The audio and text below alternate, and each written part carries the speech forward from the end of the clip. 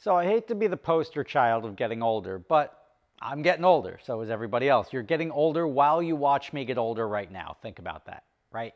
But getting older presents significant challenges, and a lot of it is not really serious, but it's something that requires management, like pain.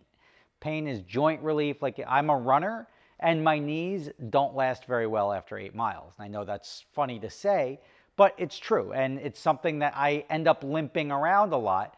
Joint pain, arthritis, inflammation, that's all stuff that you deal with as you get older, and that's where today's video sponsor, Real Living Markets, literally has you covered. And they've got relief covered in 2 different ways. They've got the lotions or the oils. You could try either of them out or a combination of the 2 to see which works better. There's a clear difference between CBD and THC. THC can get you high, CBD cannot. So it's not like you're doing drugs or anything like that. This is for pain relief, and it makes you feel good. And it also feels good to support a family business here in America. Now I'm showing my age, because this is the stuff that gets me excited. But if you want to try them out, there's going to be a link right below in the description. You're going to get 15% off your order if you use the link. I mean, come on. Life is better on the other side of that order. Give them a shot. Check the link in the description. All right, one of these cars that I never thought I would own as a kid, but I do own, and I don't think I'll ever get rid of, is right here. It's my Honda / Acura NSX, depending on where you're coming from. But this car is super sexy, and this car, for some reason, is disproportionately cheap. Think about that, right? Like, wow, Rob, the prices have doubled and tripled on those things. But this car cost more than a Toyota Supra, cost more than a Nissan GTR. Now you can get them for less than both. Why is that? Now, one would argue, well, the Supra and the GTR are more capable of being made fast. Yes, but the Supras and the GTRs that tend to sell for higher money are the ones that are stock. Makes no sense, right? But this car is reliable, it looks good, it's unique, and the prices haven't gone through the moon. I think long term, this car should probably sell for a higher amount of money than a Supra or a GTR, just because it's got a more limited number of cars. There were more Supras, there were more GTRs made. So this has the rarity factor. This has the fact that it's fun to drive, it's reliable. And that could be why people are getting into the stock Supras, because you're making them, once again, reliable. Even though they're not fast, they're now at least reliable. But I don't think a stock Supra is really fun to drive. This thing in stock form is actually super fun to drive. So if you're looking to invest in long term, don't wait for the market to correct. The people that are always waiting for the market to correct, there's commercial buildings that I wanted to buy, and I'm like, I'll just wait till the market comes back down. They're double what I would have paid, even at the time where I thought the market was inflated on it, or the guy was asking too much. That's where I am with this. Now, you remember that cars are going over to hybrid and electric.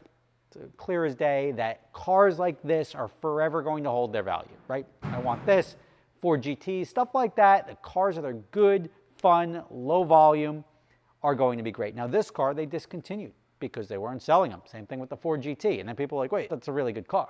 And that's what drives the market to go up on them, because people want to get their hands on it. And it's a combination, right? You get the people that buy it as an investment, and you get the people that buy it to drive.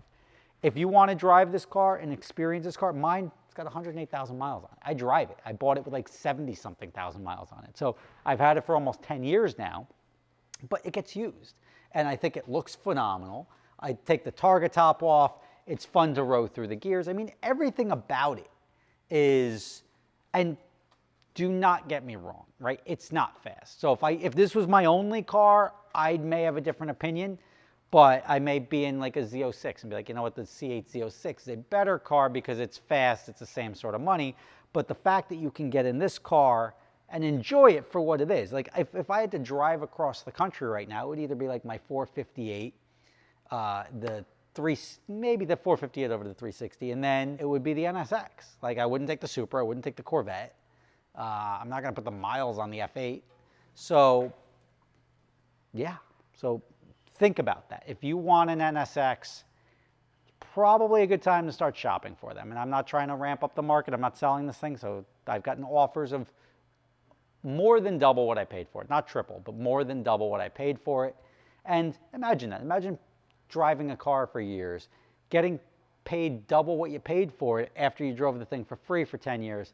It's really hard to pass up, but I just, at a certain point in time, I would just go out and buy another one because I really enjoy having one in the garage. And this is the color I like. This is the second half of the generation. So the first gen went from 91 through 05. Most of them were made in like 91, 92. So those are going to be the cheaper ones that you're going to find. But the fixed headlight cars, lower production numbers, better colors, essentially very similar to the previous cars. Do you have to do anything to this car? I would put an exhaust on it. I wouldn't go supercharger, but I would put an exhaust on it and I would put brakes on it, I think, and maybe suspension. So like, but nothing that affects the reliability, right? An intake, an exhaust, brakes, and suspension, that lets you amplify what this car is capable of. Carve the corners, stop when you want to stop. I don't care who you talk to.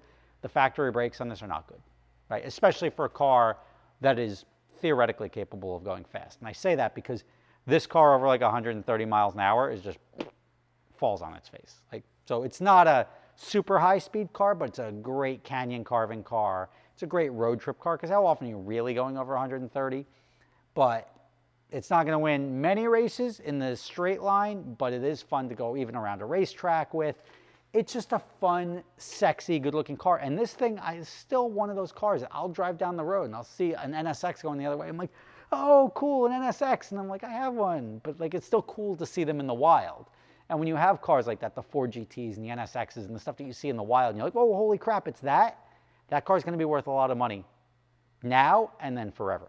So if you're interested, I think these cars are going to be $250,000, $300,000, $350,000 in the next 10, 15 years. You should probably get one. They're selling anywhere between like 70 and 200 now, which then you have Supras going for $300,000 or GTRs going for $500,000, which is mind-boggling to me, or even more. So this is the car that I think is the good buy in the exotics, in the JDM limited edition, no, not even limited edition, in the 90s/2000s JDM space. This is the one you want to scoop up. Not this one because it's not for sale, but when you see them, put an extra set of eyes on it, and you can thank me later. You're going to enjoy driving it. You're going to enjoy owning it. The mileage doesn't affect these cars as much as it does other cars.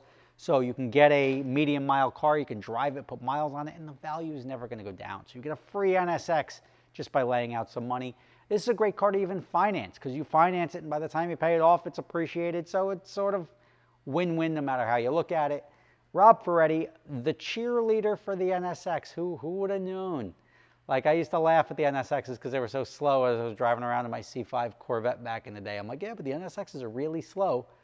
But then you drive them and they're really special too.